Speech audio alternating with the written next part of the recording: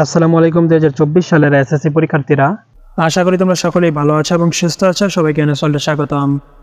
তোমরা যারা 2024 সালে এসএসসি পাস করার পর কলেজ ভর্তির আবেদন করছিলা, তোমাদের কলেজ ভর্তির আবেদনের কার্যক্রম কিন্তু ইতিমধ্যেই শেষ হয়েছে।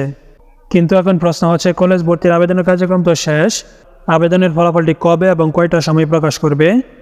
আজকের ভিডিওটিতে আমরা এই বিষয়টি নিয়ে বিস্তারিত আলোচনা করব, তাই অবশ্যই ভিডিওটি না টেনে সম্পূর্ণ দেখতে থাকো এবং চ্যানেলে নতুন হয়ে থাকলে চ্যানেলটিকে সাবস্ক্রাইব করে পাশে থাকা বেল আইকনটি অন করে নিবা। আর যদি ইতিমধ্যেই সাবস্ক্রাইব করে থাকো তাহলে থ্যাংক ইউ সো মাচ। তো চলো এখন মূল বিষয়টি নিয়ে আলোচনা করা যাক।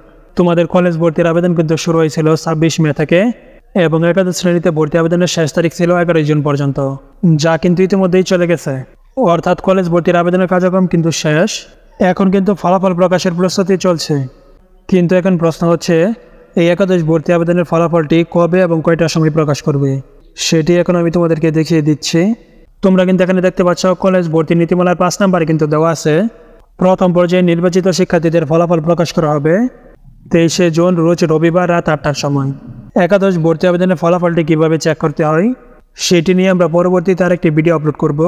তার জন্য অবশ্যই আমাদের চ্যানেলটিকে সাবস্ক্রাইব করে পাশে থাকা বেল আইকনটি অন করে নিবা, যেন একাদশ ভর্তি সম্পর্কিত কোনো ভিডিও আপলোড করার সাথে সাথেই তোমরা নোটিফিকেশন পেয়ে যাও। আশা করি কলেজ ভর্তি আবেদনের ফলাফলটি কবে দিবে সেটি তোমরা বুঝতে পারছো। আজকের ভিডিওটি এ পর্যন্তই। আবারও দেখাবে নতুন আরেকটি ভিডিওতে। ততক্ষণ পর্যন্ত সকলেই ভালো থাকবে এবং সুস্থ থাকবে। আল্লাহ হাফেজ।